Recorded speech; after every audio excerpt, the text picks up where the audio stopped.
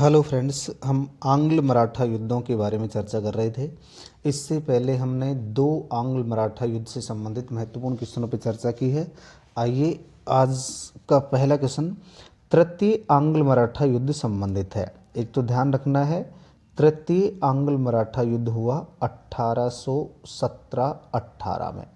1817-18 में यानी मराठा और अंग्रेज़ों के मध्य कुल 3 युद्ध हुए। कुल कितने युद्ध हुए? 3 युद्ध हुए। अगर हम पहले युद्ध की बात करें तो पहला युद्ध 1775 से 1782, और दूसरे युद्ध की यदि हम बात करें, दूसरा जो युद्ध है, दूसरा युद्ध कब हुआ? दूसरा युद्ध होता है, दूसरा युद्ध यानी द्वितीय आंग्ल मराठा युद्ध 1803 से 1805 ईस्वी तक, और तीसरा युद्ध हुआ 1817-1818 तक। तो प्रथम आंग्ल मराठा युद्ध में गवर्नर जनरल या गवर्नर कौन है? वारेन हेस्टिंग्स था। यहीं पे लिख लेते हम, एक मिनट। प्रथम में कौन था? Warren Hastings. वारेन हेस्टिंग्स प्रथम आंग्ल मराठा युद्ध में वारेन हेस्टिंग्स। द्वितीय में है लॉर्ड वेलेजली। Lord Wellesley. और तीसरे युद्ध में है लॉर्ड हेस्टिंग्स। तीसरे युद्ध में कौन है? Lord Hastings. ये वारेन हेस्टिंग्स है, लॉर्ड हेस्टिंग्स है। तो यही क्वेश्चन पूछा गया कि तृतीय आंग्ल मराठा युद्ध किससे संबंधित है, तो इसका सही जवाब हो जाएगा लॉर्ड हेस्टिंग्स। Lord Hastings. अगला क्वेश्चन है, किस संधि के द्वारा पेशवा को मराठा संघ की प्रधानता छोड़नी पड़ी थी? महत्वपूर्ण क्वेश्चन है।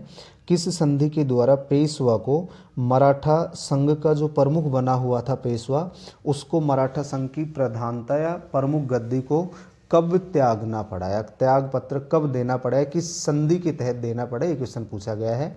तो नागपुर की संधि 1816। नागपुर की संधि 1816, यानी ये जो संधि है वो 27 मई को होती है। 27 मई 1816 को। और ये संधि किस किस के मध्य होती है? अंग्रेज और भोंसले। अंग्रेज और भोंसले। और यहाँ भोंसले कौन है? अप्पा साहब। अप्पा साहब। अप्पा साहब। तो ये तो नागपुर की संधि होगी 1816 में।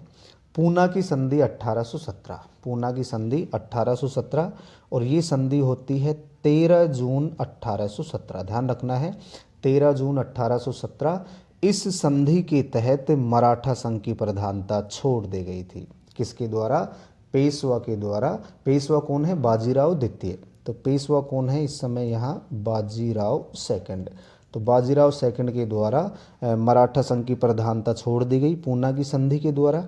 इसके बाद है ग्वालियर की संधि। ग्वालियर की संधि की यदि हम बात करें, ये संधि 1817 में हो रही है।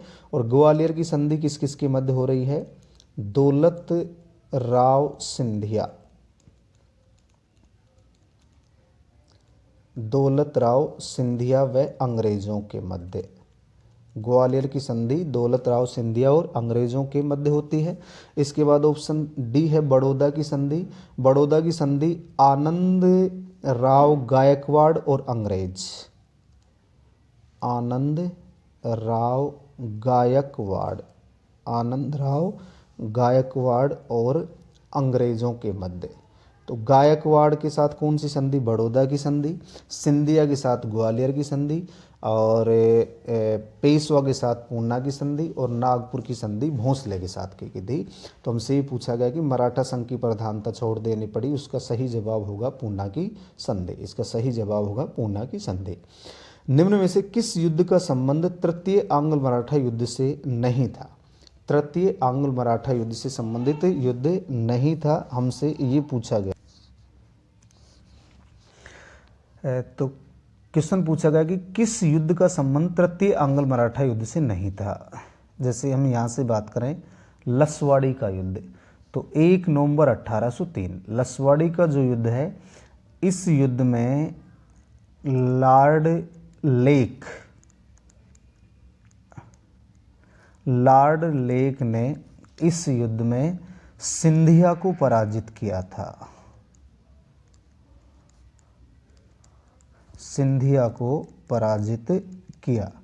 और ये जो युद्ध है 1803 वाला, ये वैसे ही क्लियर हो रहा है क्योंकि 1803 में थोड़ी हुआ था तृतीय आंग्ल मराठा युद्ध, तो इसका संबंध द्वितीय आंग्ल मराठा युद्ध से था। इसका संबंध कौन से युद्ध से था? द्वितीय आंग्ल मराठा युद्ध से। तो जवाब तो ये हो जाएगा हमारा डी। सही उत्तर तो क्या होगा? डी। इसके बाद जैसे ऑप्शन सी देखें हम, महीदपुर का युद्ध। इस युद्ध की यदि हम बात करें, महीदपुर का युद्ध, ये युद्ध होलकर और अंग्रेजों के मध्य हुआ। ये युद्ध किसके मध्य हो रहा है? होलकर और अंग्रेज। इसमें होलकर पराजित हुआ। होलकर इस युद्ध में पराजित हुआ। सीताबर्डी का युद्ध, सीताबर्डी की यदि हम बात करें, इस युद्ध में कौन कौन आमने सामने है? एक तो भोंसले, या भोंसले को अंग्रेजों ने पराजित किया। भोंसले को अंग्रेजों ने पराजित कर दिया। इसके बाद है किर्की का युद्ध। ये याद रखना है, कई बार पूछा गया है। किर्की के युद्ध का संबंध कौन से युद्ध से था? तृतीय आंग्ल मराठा युद्ध। महत्वपूर्ण क्वेश्चन है। किर्की का जो युद्ध है, ये पेशवा और अंग्रेजों के मध्य हुआ। पेशवा व अंग्रेज। किर्की का युद्ध कौन से युद्ध से संबंधित है? तृतीय आंग्ल मराठा युद्ध से। और इस युद्ध में बाजीराव द्वितीय, यानी पेशवा कौन है? बाजीराव द्वितीय। बाजीराव द्वितीय इस युद्ध में पराजित होता है और इसका सेनापति बापू गोखले मारा गया। इसका सेनापति है बापू गोखले। ये युद्ध में मारा गया। तो तीनों युद्धों की चर्चा कर ली हमने।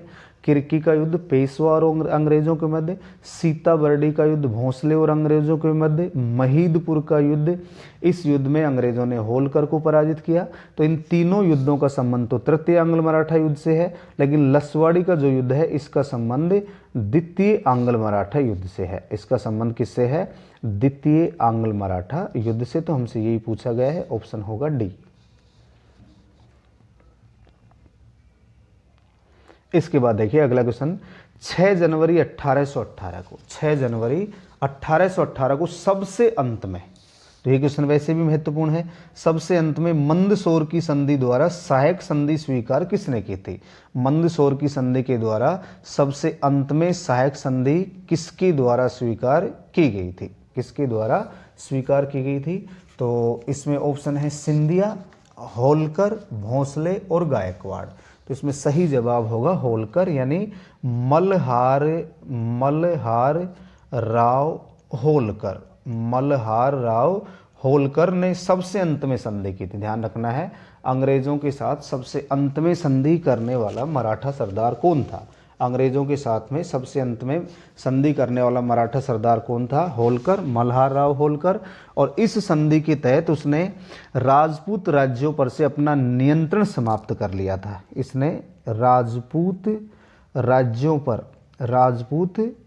पर जो नियंत्रण था, उस नियंत्रण को समाप्त कर लिया गया। किसके द्वारा? होलकर के द्वारा। तो अंत में संधि पर हस्ताक्षर किसने किए थे? होलकर ने, मल्हार राव होलकर।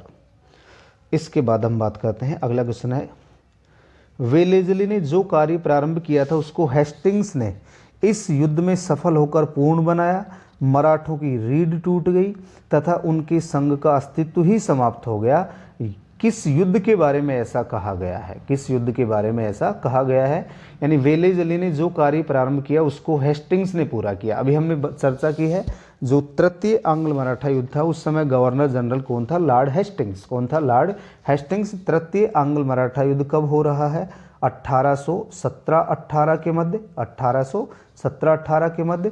तो इस युद्ध में सफल होकर हेस्टिंग्स ने युद्ध में सफल होकर पूर्ण बनाया और मराठों की रीढ़ टूट गई, उनके संघ का अस्तित्व ही समाप्त हो गया।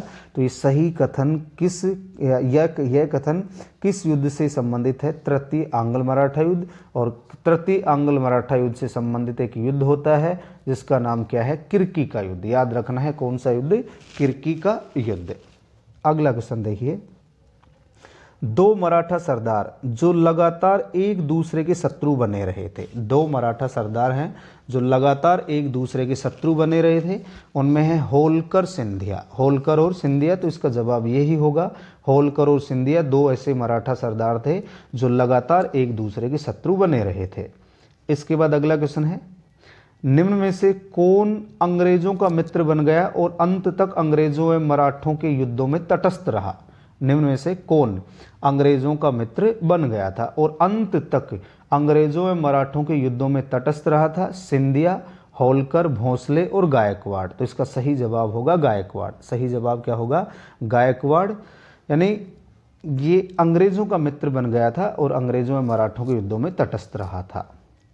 इसके बाद है अगला क्वेश्चन, निम्न में से किसके अनुसार मराठा साम्राज्य के पतन के लिए जाति प्रथा प्रमुख रूप से उत्तरदायी थी? किसके अनुसार मराठा साम्राज्य के पतन के लिए जाति प्रथा प्रमुख रूप से उत्तरदायी थी?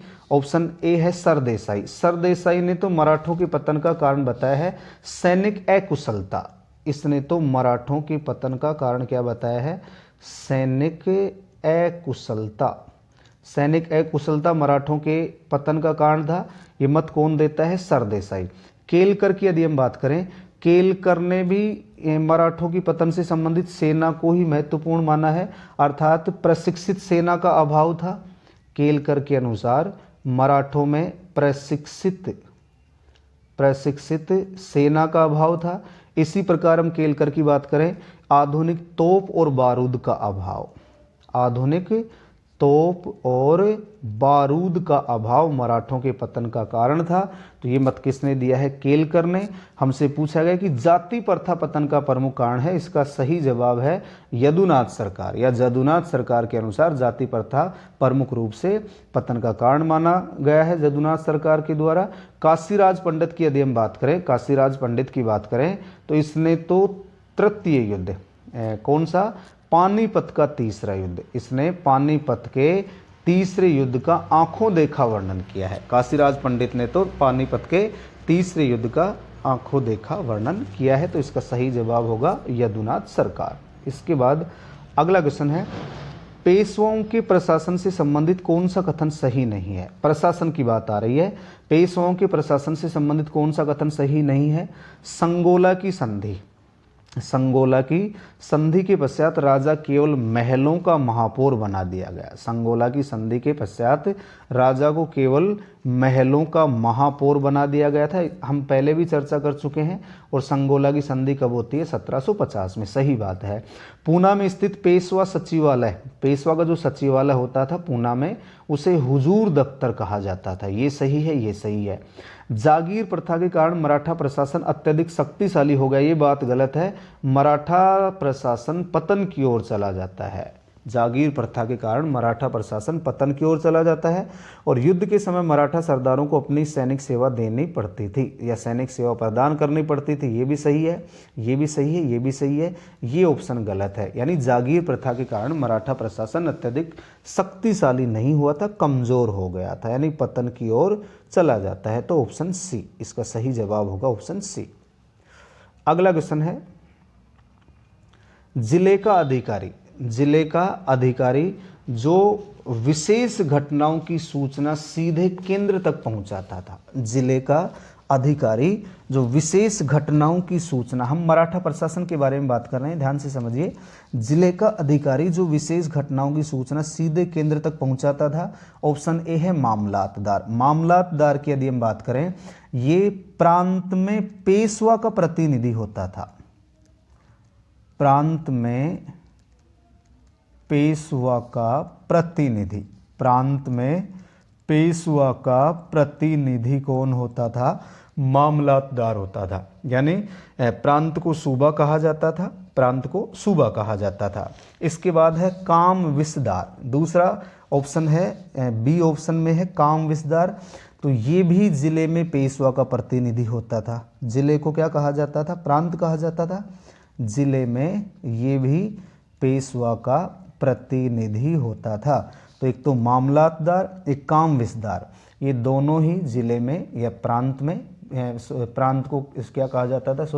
प्रांत को सूबा कहा जाता था, प्रांत को सूबा। तो प्रांत में पेशवा का प्रतिनिधि कौन होता था? मामलातदार। कौन होता था? मामलातदार। और मामलातदार के अतिरिक्त काम विस्तार भी, ये भी जिले में पेशवा का प्रतिनिधि होता था। इसके बाद ऑप्शन है देशमुख। देशमुख की यदि हम बात करें, ये जिले का अधिकारी होता था, ये जिले का अधिकारी होता था। देशमुख के साथ साथ देश पांडे, देशमुख के साथ साथ देश पांडे ये भी जिले में अधिकारी हुआ करता था। तो ऑप्शन बच गया डी, इसका सही जवाब होगा कारकुन। कारकुन नामक जो अधिकारी होता था ये भी जिले से संबंधित, इतना ध्यान रखना है, इसका संबंध किससे है? जिला से है। और ये विशेष घटनाओं की सूचना सीधे पेशवा के पास पहुंचाता था। इसके बाद यदि हम बात करें प्रांतों को किस में बांटा गया? महल में। प्रांतों को महल अथवा तरफ भी कहते हैं। महल को क्या कहा जाता है? तरफ कहा जाता है। तो प्रांतों को महल में बांटा गया, तरफ में बांटा गया। और यहाँ का जो प्रमुख होता था उसे हवलदार कहा जाता था। हवलदार कहाँ का प्रमुख? प्रांतों को महल या तरफ में बांटा गया तो तरफ का प्रमुख क्या कहलाता था?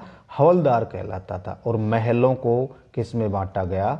ग्राम में बांटा गया। तो हमारा सही जवाब होगा ऑप्शन डी। इसके बाद अगला क्वेश्चन है, निम्न में से कौन सा कथन सत्य नहीं है? कौन सा कथन सत्य नहीं है? खानदेश, गुजरात और कर्नाटक जैसे बड़े प्रांत सर सूबेदार के अधीन होते थे। बड़े प्रांत हैं खानदेश, गुजरात और कर्नाटक, ये जो बड़े प्रांत है ये सर सूबेदार के अधीन होते थे। प्रांतों को महल अथवा तरफ में बांटा गया, अभी हम चर्चा कर चुके हैं। और इसका प्रमुख क्या कहलाता था? हवलदार। इसका प्रमुख हवलदार कहलाता था। कुलकर्णी गांव का प्रधान अधिकारी होता था। कुलकर्णी ये तो भूमि का लेखा रखता था, ध्यान रखना है, भूमि का लेखा जोखा रखना। कुलकर्णी का गांव में कार्य क्या होता था?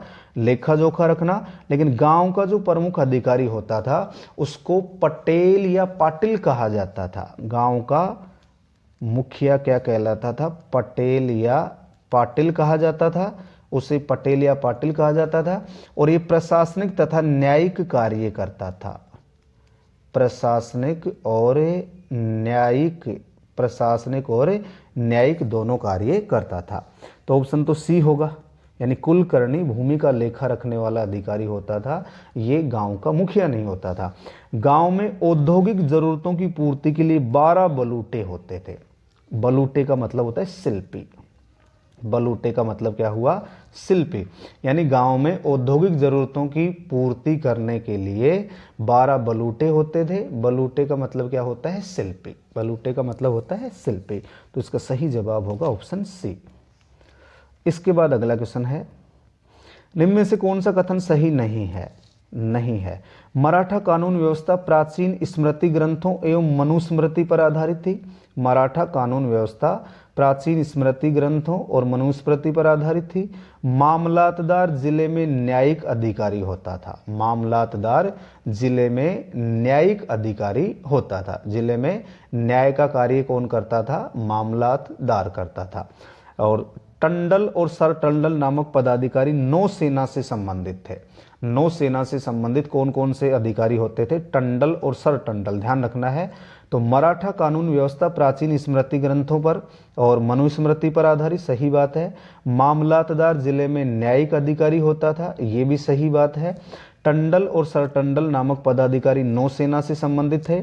चौथ कर का 16% हिस्सा, चौथ कर का 16% हिस्सा मोकासा कहलाता था। 16% नहीं, 66% हिस्सा। चौथ कर का 66% हिस्सा मोकासा कहलाता था, ध्यान रखना है, जो मराठा सरदारों को दिया जाता था। तो इसका ऑप्शन होगा डी। ऑप्शन होगा डी। इसके बाद देखिए अगला क्वेश्चन है, इससे पहले मैंने चर्चा की कि मराठा जो राज्य है, मराठा प्रशासन है, उसमें अर्थव्यवस्था का मुख्य आधार चौथ और सरदेशमुखी होता है। चौथ और सरदेशमुखी होता है। तो चौथ वसूलने का कार्य किस अधिकारी के द्वारा किया जाता था? महत्वपूर्ण क्वेश्चन है, चौथ और सरदेशमुखी। तो चौथ वसूल करने का कार्य किस अधिकारी के द्वारा किया जाता था? तो ध्यान रखना है, चौथ वसूली का कार्य काम विस्तार करता था। चौथ वसूली का कार्य काम विस्तार करता था। और गुमास्ता की यदि हम बात करें, ये सरदेशमुखी वसूल करता था। सरदेशमुखी, तो सरदेशमुखी वसूल करने का कार्य गुमास्ता करता था। चौथ वसूलने का कार्य काम विस्तार करता था। इसके बाद हम बात करें मिरासदार। इसके बाद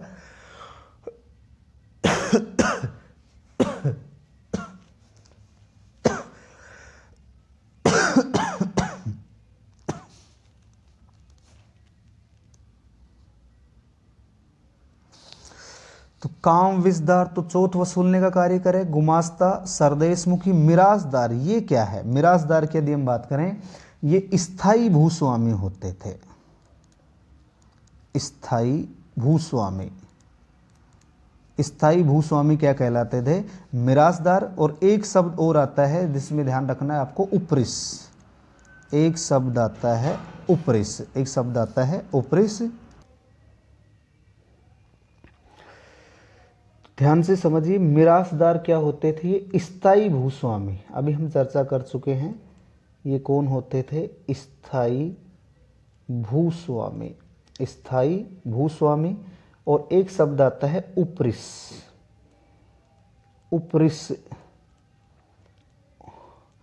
अगर हम उपरिस शब्द की बात करें, ये क्या होते थे? ये बटाईदार होता था। बटाईदार को क्या कहा जाता था? उपरिस कहा जाता था। इसे कभी भी बेदखल किया जा सकता था। भू राजस्व की यदि हम बात करें, भू राजस्व की यदि हम बात करें इस समय, तो अगर अनाज की बात करें तो अनाज तो कितना लिया जाता था? 2/5 भाग अथवा 40%, यानी अनाज के रूप में भू राजस्व 2/5 भाग। और नकद के रूप की बात करें, नगद लिया जाता था 1/3 भाग, अर्थात 33.3%। एक ऑप्शन आता है डी, पतदाम। तो हमारा उत्तर तो हो जाएगा, ये उत्तर तो होगा काम विस्तार। अगर हम पतदाम की बात करें, पतदाम क्या होता था? ये विधवा पुनर्विवाह से संबंधित कर था। विधवा पुनर्विवाह से संबंधित कर, विधवा पुनर्विवाह से संबंधित कर को क्या कहा जाता था? पतदाम कहा जाता था। ध्यान रखना है। तो इसका सही जवाब होगा काम विस्तार। अगला क्वेश्चन है, चौथ का 6% भाग जो पंत सचिव को दिया जाता था कहलाता था। चौथ का 6% भाग जो पंत सचिव को दिया जाता था, उसे क्या कहा जाता था? उसे सहोत्र कहा जाता था। क्या कहा जाता था? सहोत्र। एक ऑप्शन है बब्ती। बब्ती क्या होता था? यानी ये चौथ का 25% भाग होता था। चौथ का 25% भाग होता था। और ये किसके लिए होता था? राजा के लिए। ध्यान रखना है, राजा, यानी चौथ का विभाजन किया जा रहा है तो बब्ती 25% भाग ये राजा के लिए होता था। सहोत्र ये 6% पंच सचिव के लिए होता था। नाड गुंडा की यदि हम बात करें, ये 3% भाग होता था। और ये राजा की इच्छा पर निर्भर करता था। राजा की इच्छा पर निर्भर करता था। ये जिसको भी देना चाहिए उसे दे सकता है।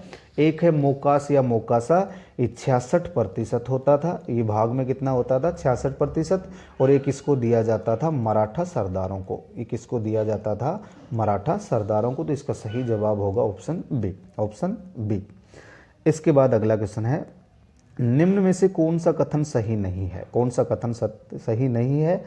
सरजामी व्यवस्था ने संगठित मराठा साम्राज्य को असंगठित साम्राज्य में बदल दिया। तो सरजामी का मतलब होता है सामंती व्यवस्था। सामंती व्यवस्था, सरजामी का मतलब सामंती व्यवस्था। तो सरजामी व्यवस्था ने संगठित मराठा साम्राज्य को असंगठित तो सरजामी का मतलब सामंती। मराठा लेखों में मोडी लिपि का प्रयोग किया गया। मराठा इतिहास को बखार कहा जाता है। उपरोक्त में से कोई नहीं। तो तीनों कथन सही है, एक भी गलत नहीं है। ऑप्शन हो जाएगा डी, ऑप्शन डी। तो आज के वीडियो में इतना ही, इसके बाद हम पंजाब राज्य की बात करेंगे। जय हिंद, जय भारत।